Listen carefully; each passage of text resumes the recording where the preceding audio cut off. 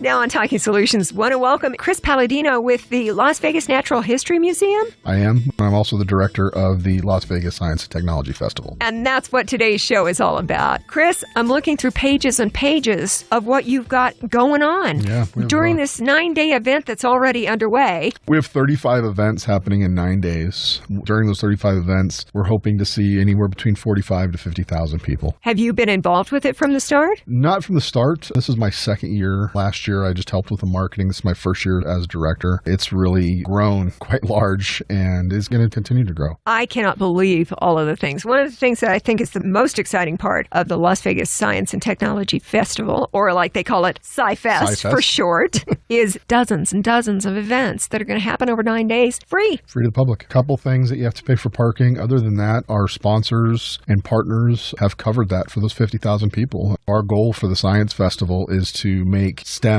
education approachable and show that science is everywhere. In the last 7 years, we've become the largest educational event in the state, starting really out of just the idea that there's just not enough science knowledge out there. We had CSN in last year talking about when they had the day where they could talk about all of their technology programs through the College of Southern Nevada. That in itself was exciting, knowing how many CCSD students would be part of that one day. Right. But it is so much more than that. It is. Today's a Science is Everywhere Day. I see stuff going on at Red Rock. I see things going on at Lake Mead and every other place in between. There is so much of that here in Las Vegas and Southern Nevada. We really wanted to stay true to the name that science is everywhere. And we created this very diverse schedule to hit every age group, to hit families. Geographically, we wanted to hit different places in Las Vegas to make it accessible. Science is Everywhere Day is my favorite event, I would have to say, just because when you look at it on paper and you look at the number of events that we have and the ability for families and kids to explore science, it's really exciting. You know, we just published an article that was written by MIT. They said that less than 1% of graduating seniors this year are going to choose a STEM-related major. How can that be? And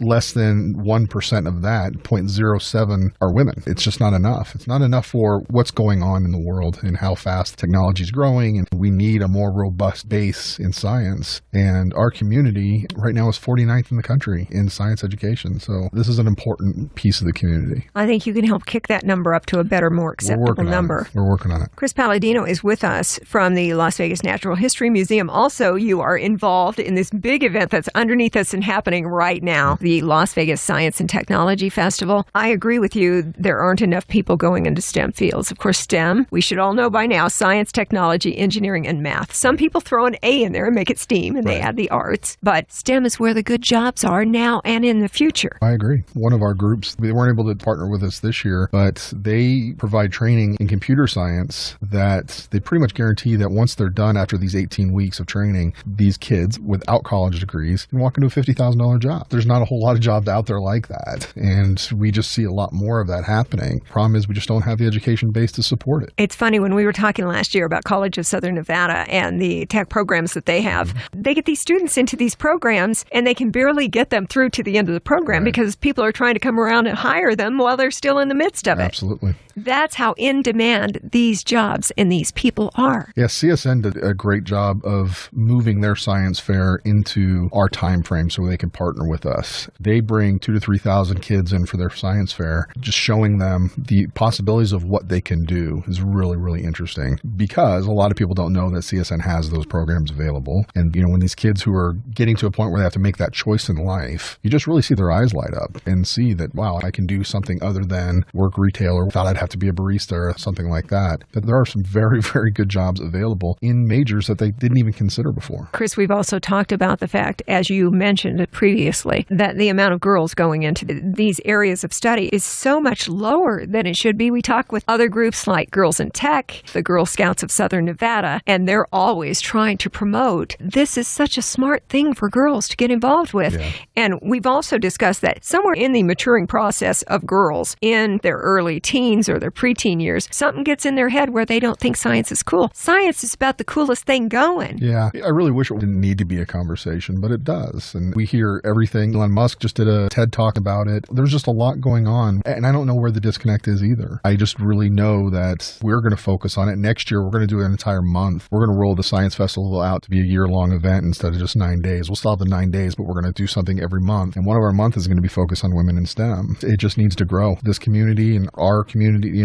just not Las Vegas, but everywhere, it just needs to grow. This is a big deal. The Las Vegas Science and Technology Festival. Chris Palladino is with us talking about it and the fact that thanks to all of your sponsors, all of these events are free. Absolutely free. And there's a lot going on. 35 different events, you said? About 35, yeah. We have events for kindergarten up to adult. Science is Everywhere Day and the expos. The expo, which is on May 6th, is geared towards families. We have some events during the week that are more geared towards adults. We have the founder of the SETI project, Dr. Jill Tarter, coming in. We have a climate change debate. Those are more geared towards adults, and that's something we really haven't done before, and we really want to do more of that because, again, we want to be as diverse as possible. It sounds like the true goal of the Las Vegas Science and Technology Festival is that you get young people out there and they get to experience different areas of science and technology, and hopefully something is going to click. Yep. Something's going to ignite that sparkle in their eyes, and they'll go, I love this. Yep. I would love to do this because of all of the different possibilities that exist in those fields. We see it at the museum all the time. We'll have field trips in, and you talk to the kids in the beginning of the field trip, what do you want to be when you grow up? And they say, well, I don't know. And then you talk to them afterwards, I want to be a paleontologist. They know. They saw something that caught them. And actually, our paleontologist that's on our board, Dr. Josh Bondi, who's a professor at UNLV, that's exactly what happened to him. He went to a museum when he was about 9, saw the dinosaurs and what they were doing. That was it. I want to be a paleontologist. We see kids do that all the time, and we really hope that the festival will do that even on a grander scale. There is so much going on, and this is happening. I know on your final day, you've got an all-day event going on at Cashman. We call it our Giant Expo. We'll have 80 different vendors there. When I say vendor, it's not an event where you'll walk around and just pick up tchotchkes and people are trying to sell you things. It's a non-sale event. They can't sell you anything. Every booth has to have some sort of experiment or hands-on something to talk about science. It's just a super fun way to watch kids actually touch and learn. And that kinesthetic learning is really, really important in science. As they're doing it, they're learning what's going on. So again, you want to talk about diversity, 80 different organizations down there at one time. There are so many things that are going on as part of the Las Vegas Science and Technology Festival. I don't even think during our entire conversation we could point out everything, but the great thing is, if you go to the website, Sci-Fest.Vegas, right, you can find out about everything. Right. And everything is free. Everything is free, except for parking, like we said. Some of the events, we do have a parking charge. We're learning around Las Vegas that parking has to cost us every now and then. We're not taking it very well. We're not taking it very well. We tend to do that. As a lifelong Las Vegan, it's I know. It's a hard pill to swallow. We're locals. Exactly. Everything should be free for Yep. us, which when it comes to all of the events you've got going on with the Las Vegas Science and Technology Festival, they are free. It's exactly what we like as locals. Absolutely. I was looking through the brochure. So many cool things to do. Yeah. I can't be thankful enough for our sponsors and our partners and the companies that step up to do the tours and open up their facilities and take time out of their day to show Las Vegas what they have to offer. You can go down to UMC. They'll show you how the trauma center works, which, you wouldn't be able to do. You can go to the RJ and watch how the paper gets made, things that you can't see. Behind the scenes of the Bellagio fountains. Everybody loves the Bellagio fountains, but how do they work? Science of hydraulics is a big deal there, and computer engineering and everything else they do. So it's just a great adventure for people to really see how things work. Science is everywhere. It's just a boatload of cool stuff. It is a boatload of cool stuff. That should be our new tagline. You can have that. That's mine. I'll give that to you for free. All the info is at Sci-Fest.Vegas.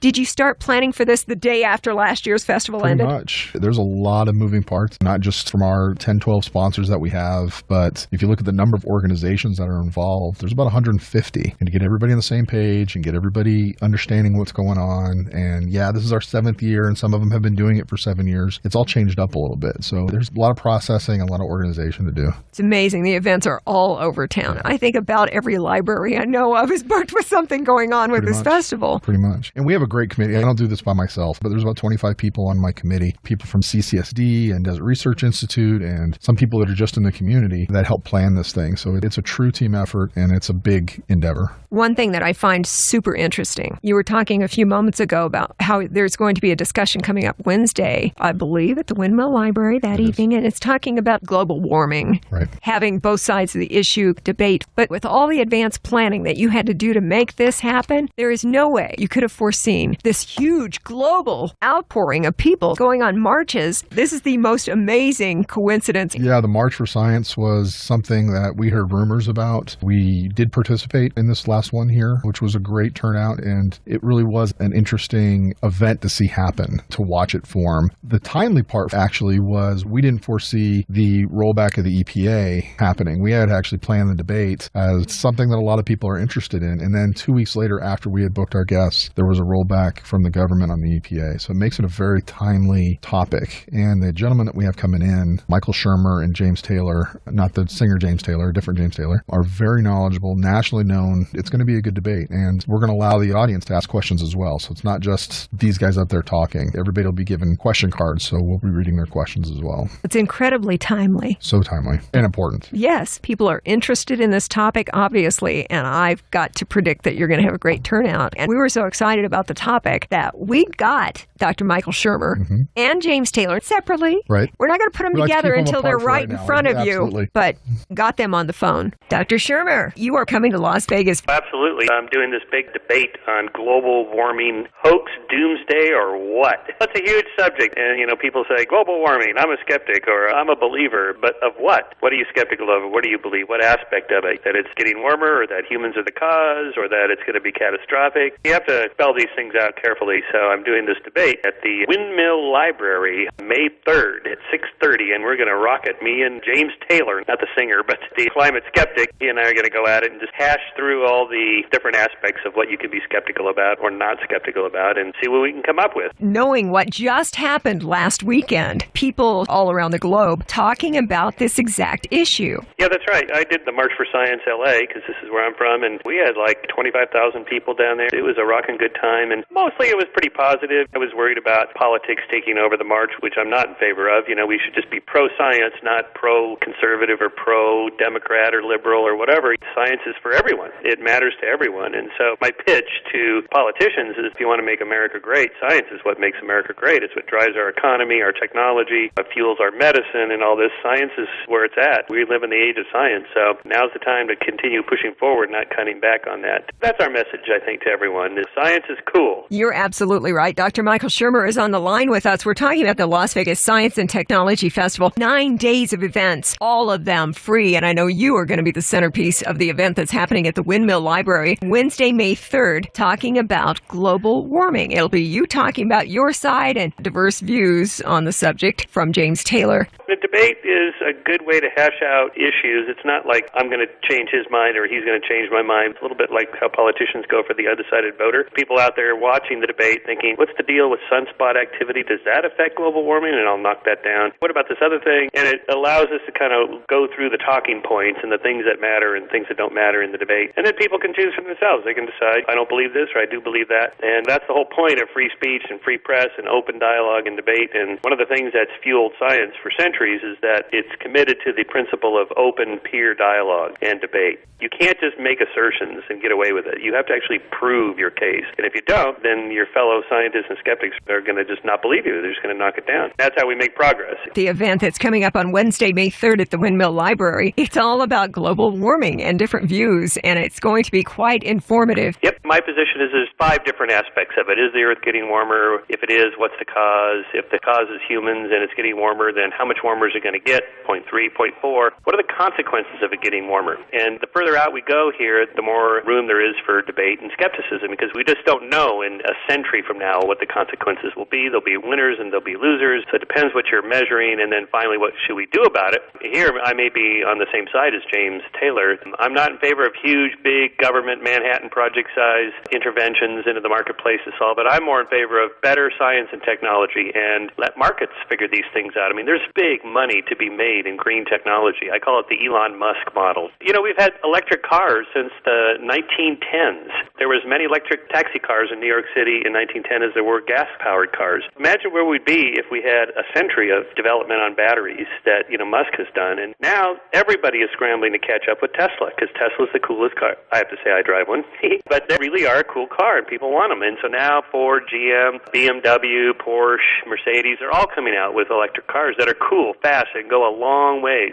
And that's just the start. There's going to be tons of money made on solar and renewables. And, there's a couple of guys in their garage somewhere in their dorm room at MIT or Stanford who are creating the next big thing we can't even think of, and they'll make $1 gazillion doing it, and it'll improve the environment. So I think that's the long-term solution. Dr. Michael Shermer, you're going to be in town on Wednesday at the Windmill Library for the debate on global warming with James Taylor, who is going to give his different perspective on global warming. We're talking with James Taylor. We'll be taking the gloves off and having a debate, a good-natured debate, but nevertheless, you will hear the strongest evidence on both sides of the issue, and we'll mix it up a little bit and allow the audience to determine for themselves whether they believe global warming is a crisis, a hoax, or somewhere in between. And there are a lot of different positions that the audience can come to. And I'll be presenting evidence that if you look at what carbon dioxide itself does, there's not much warming involved. There's a little bit of warming involved, but not that much. And the large global warming predictions that come from some people who are global warming activists, I'll be showing where the science really doesn't justify those extrapolations. This could not be timed any better. There with Dr. Shermer talking about both sides. May 3rd is part of the Las Vegas Science and Technology Festival. And here just last weekend, it was a huge thing for people all around the globe to basically put out there what they thought when it comes to climate change and global warming. I really appreciate the venue and this being a science affair, because even if you believe that we are causing a global warming crisis, one of the things I will be highlighting in my part of the debate is that we have energy technologies available today that are cost-effective that can substantially diminish any threat that we have. So I think that there's area for common ground, whether you believe in a global warming crisis or not, that we can take steps that don't ruin the economy, that can reduce carbon dioxide emissions if you are afraid of a global warming crisis. We're talking with James Taylor, going to be here as part of the Las Vegas Science and Technology Festival. I totally agree with you on the very effective alternate energy sources. Here in Nevada, we're big fans of things like solar. Up north, we've got geothermal. We can do wind. We've got a lot of different technologies for energy. Those are some of the technologies that can reduce carbon dioxide emissions. I'm going to make the point that nuclear power, hydropower, natural gas power, 2 of the 3 are emissions-free. The other one cuts emissions in half. And these are sources that are much more affordable. And in fact, 2 of the 3 are cost competitive with coal. So that's an area of common ground. And then if we want to talk about the more expensive sources like wind and solar, that's something that can be part of the discussion as well. But the wonderful thing is technology keeps advancing so that some of these energy sources could not compete just a decade ago. James Taylor is with us today on Talking Solutions. I think you and Dr. Shermer have got a lot to talk about when you meet up on May 3rd as part of the Las Vegas Science and Technology Festival. I do too. I so look forward to it, and especially when we talk about the science. I'll be showing some of the data and information that you don't normally see in the media. Information showing that crop production is higher than ever, that extreme weather events are becoming less frequent and severe, not more frequent and severe. And I'll be showing data that as our planet warms, more people die from cold than from heat.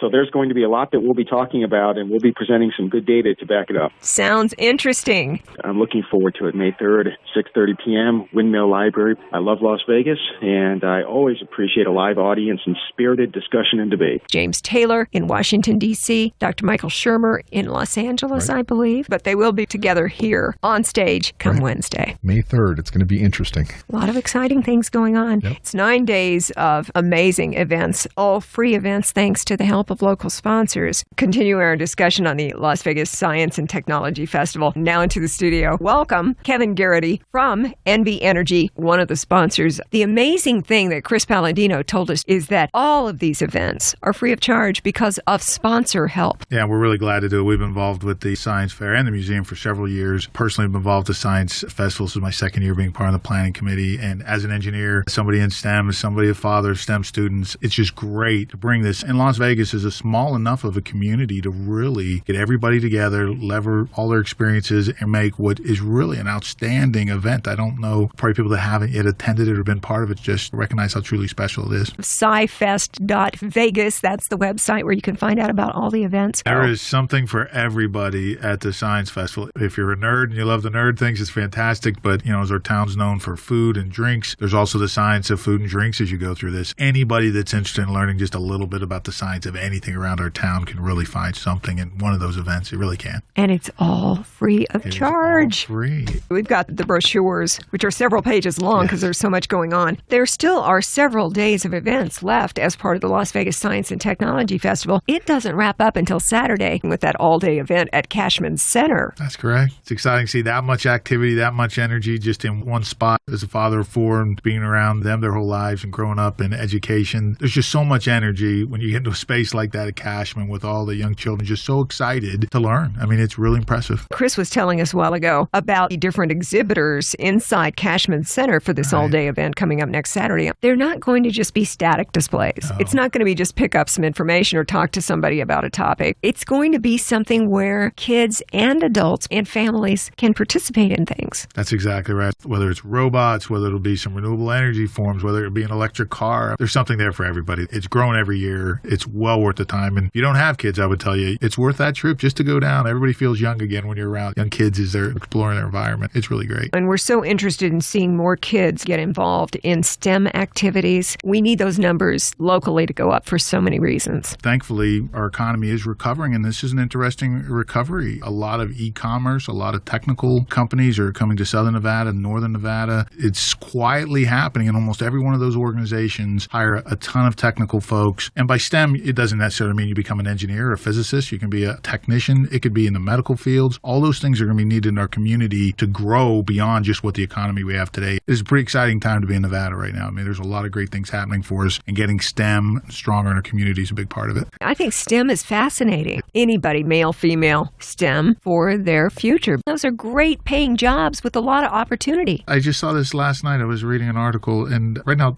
dental hygienist, which I would still tell you is a STEM field, right? It's one of the highest paying jobs that doesn't come with the requirement to have a 4-year degree. People have to know that you can get into science and technology and engineering and math without having to go to a 4-year college or technical school. I mean, you can find your niche, and those are well-paying jobs, whether that's in healthcare, whether it's in engineering, whether it's in a lot of things that support businesses along the Strip and in downtown. They all have the need for people that understand science and technology and math, and there's no reason anybody should ever shun it. Just find a way, and especially through this festival, let's have kids have fun with it. Boys, girls alike, just participate and keep it alive and going and making sure that you can have a pretty cool career. There are events all the way out to the Red Rock Visitors Center. We've got things going on at Lake Mead, and every place in between. I think darn near every library in this valley is part of something for the Science and Technology Festival. It really is, and that's part of where people can go, but also part of the festival is actually the visiting of STEM professionals into the classroom. We're working with the Clark County School District to get STEM professionals to get in front of students of all ages. I can tell you last year, I think I was in front of 7 classes, anywhere from first graders to fifth graders. It was a blast. It was fun. You want to be able to show, especially to young kids, that, hey, look, science and math is fun. It can lead to cool careers, and it's a part of it that a lot of people, unless you are participating either as a student or as a teacher that needs a STEM professional coming, it's one of the areas that we want to grow even bigger, because I think having professionals or anybody who has a STEM career coming to a classroom, seeing a student, letting them know that you could have a pretty cool career in STEM as well. Just get engaged, be involved, and do what your teacher tells you. Got to be exciting to talk about STEM and to see that light in the kids' eyes. It's fantastic. Kevin Garrity is with us from NV Energy. We're talking about the Las Vegas Science and Technology Festival. There is so much going on. You want to check out what's happening. Go online, Sci-Fest.Vegas.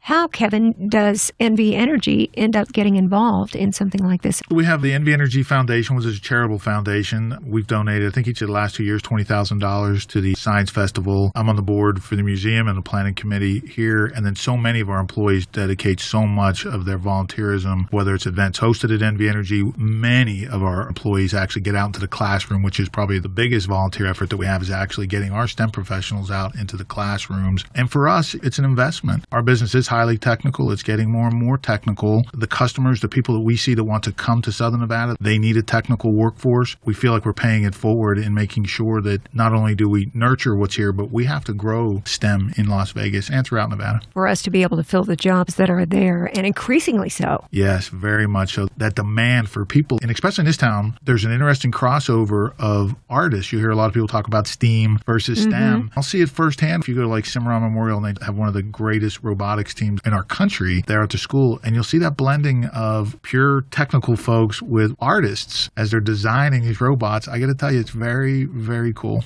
We got some amazing things going on in Las Vegas. It's not what people outside the city think of us. No, that's fine. They can have the whole tourist image. That's exactly right. It's a very different existence to actually live here, be a local, and understand all the cool things that we've got going on. It really is. We're becoming a very hip vibe and becoming a growing technical center. A lot of that driven by low-cost renewable energy. Solar power is one of the things attracting a lot of companies here who are trying to balance their need for technical investment with their desire to also do it in a carbon-neutral way. And some of the biggest high-tech e-commerce or internet companies are looking and coming to Nevada, and they need a workforce. And so the Science Festival, it's a labor of love, but it's also something that we know that we have to invest in to keep our future sound. It's interesting. It's fun. Yeah. It's great for inspiring people in all kinds of ways. And because of support from companies like NV Energy, it's free. It is free. It's so great. Kevin Garrity with NV Energy. Because of your support, we all get to go for free.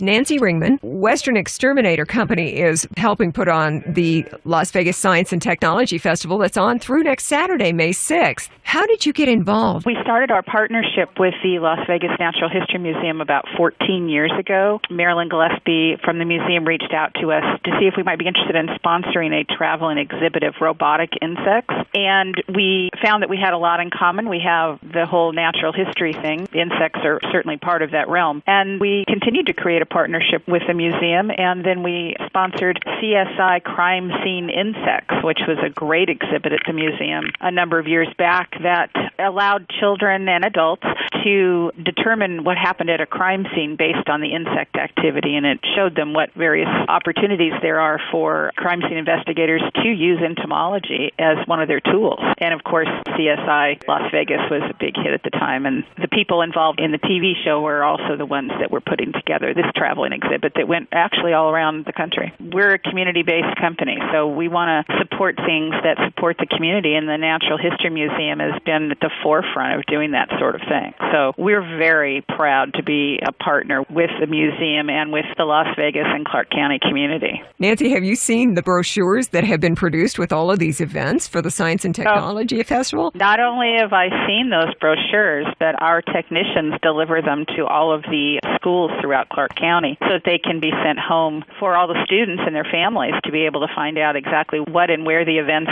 are and where they're being held, and the opportunity there to get out into the community and really have that opportunity to be a part of it is fun for us, and certainly we feel like we're doing a great service for the children as well as their families in the community. No doubt. And the events that are part of the festival are good for kids, adults, anybody is welcome. How often do you find events where you can take the whole family out and it's free? Not only that, and it's fun and it's exciting. I mean, science and technology doesn't always get the fun quotient next to it, but there's so many fun ways science is being brought to the community through this festival and this annual event. We couldn't be prouder to be a part of it. With Beasley Media Group, we are proud to also be involved. It's like 35 different events. That's right, and I don't know of a place that does something of this scope. 35 different events all over town over a 9-day period. That's quite an undertaking, and hats off to the museum from our little man with the hammer for taking it on. It's a great event and still time to get involved. Nancy Ringman with Western Exterminator Company. The name of our show is Talking Solutions. So Nancy, we always ask, as listeners, is there anything we can do to help you? Well, I think that keeping everybody pest-free is something that we try to do, and we certainly would be happy to help anybody who has that issue with just advice. We don't necessarily have to do your work, but we'd be happy to give you advice as well. I say that being that we are in the desert and our conditions can sometimes be extreme, I said the only bugs that survive here are the really hardcore ones. Insects are pretty hardcore. Many of them have been around for eons without having to evolve because they're pretty tough critters. I'm not a big fan of the scorpions and the black widow spiders, but there are people who can help me keep that all under control, which is great. Western Exterminator would be happy to help you out. Nancy, we're so glad that you're part of the Las Vegas Science and Technology Festival on through next Saturday, and so many great events going on around town, and because of the support of companies like yours, it's free for us to go to any of these events, so we thank you for that. Well, I think all your listeners need to get out to take in at least half dozen of those events. if not all 35. Check it out for yourself at Sci-Fest.Vegas, Sci-Fest.Vegas.